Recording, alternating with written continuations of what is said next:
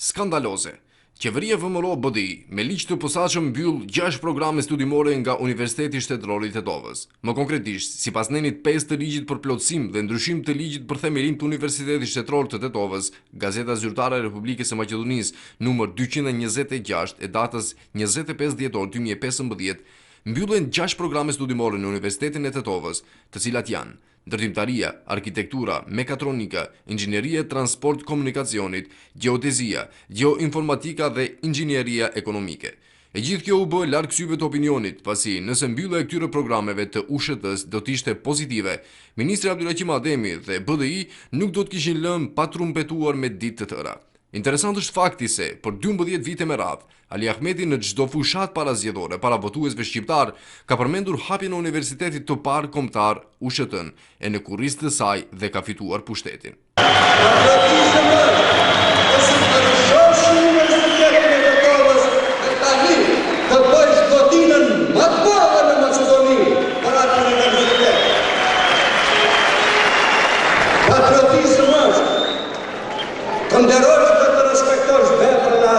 Prishtinës.